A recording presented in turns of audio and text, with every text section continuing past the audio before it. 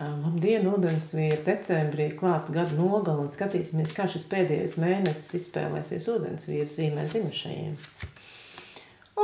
Ūdensvīri kā vienmēr savā ādā, jautri, nebēdīgi, savādāki, dīvaināki. Jā, ar vārdu dīvains, priecīgs un nebēdīgs varētu raksturot šo decembri.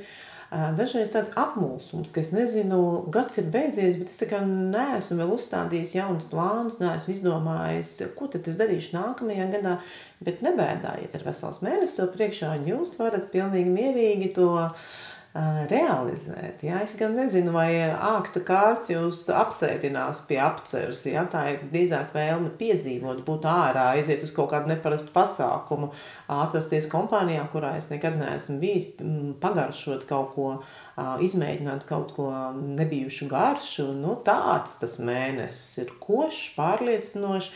Dažkārt viņš jūs aizvedīs tālāk no pārējiem, ja? Tālāk no ierastās sabiedrības, un varbūt tā nebūs tieši jūsu draugu bariņš, ar ko jūs šajā mēnesī kopā, spēlēsiet ierastās galda spēles, bet jūs dosieties pavisam kādā citā neparastā piedzīvojumā, un tad draugi visi brīnīs, ko viņš dara, kur viņš gāja, ko tad viņi tur izdomāja, ja? Tāds neparasta gaisotne apkārt virmo ūdensvīra zīmē dzimušajiem cilvēkiem. Un ja jums nekas tāds nav padomā, tad jūs varat vēl padomāt.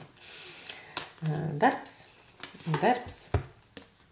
Jā, darbā ļoti izteikti svētku sajūta un kolektīva sajūta. Darbs, es jūtos kā mājās, faktiski daudz strādās no mājām, bet nenoliedzami šeit liela nozīme ir tiem cilvēkiem, ar kuriem jūs esat kopā šajā laikā. Tuvāki un tālāki, iespējams, kolēģi, darba biedri, sadarbības partneri, klienti, tāds pilnīgi svētku noskaņojums un atbalsta sajūta un prieks.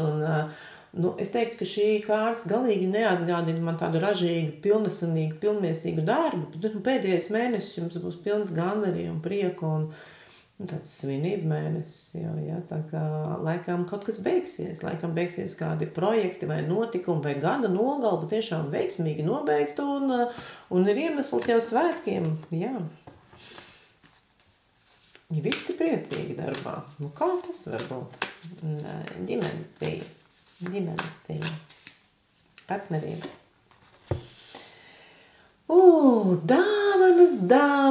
Dāvanas, naudiņa, prieks, dalīšanās, šis ir laiks, kad iepriecināt savus partnerus nevien ar mīļiem vārdiem, bet arī ar praktiskām lietām, ar dāvanām un ar klātbūtni un ar palīdzēšanu. Jo ziniet, cik burvīgi ir tā partnerības sadaļa, ka tu tikai nevien runā par maigām jūtām, bet tu esi gatavs arī palīdzēt. Tu esi gatavs aizbraukt uz veikalu, aiziet pēc bērniem, iesaistīties mājas tīrīšanā un eglītes rotāšanā.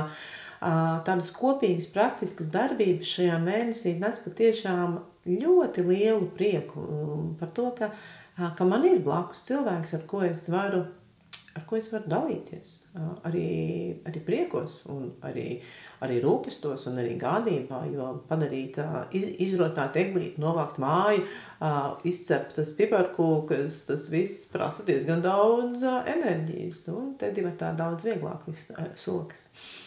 Ja runājam par tiem cilvēkiem, kas tikai meklē partnerattiecības, tad arī šis ir tāds auglīgs laiks, kad iespējams piedāvājumi ir pietiekami daudz, un tie nāk divos dažādos veidos. Es gribētu teikt, tā ir pat iespējas iepazīties,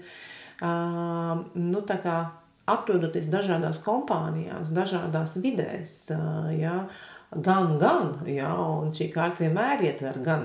Es gan nezinu, vai tie būtu divi dažādi cilvēki, bet iespējams, ka jūs iepazīsties ar cilvēku, kurš arī kādai citai jūsu ģimenes kompānijai, pieņemsim, ir jau pazīstams. Ja? Tāds labvēlība kārts, dāsnums, gatavība dalīties, piedalīties, iesaistīties. Ļoti laba kārts attiecību veidošanai šajā mēnesī.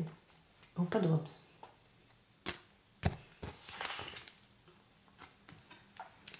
Padoms, izbaudi katru mirkli no sirds, nesteidzies, neskrien, bet izbauda izbaudi gan to darba kolektīvu brīnišķīgo garšu, gan to mājas sakārtošanu, gan arī tos piedzīvojumus, kuros tu dosies šajā reizē. Vienkārši apstādini mirkli un izbaudi. Neskrien visam garām, nesteidzies.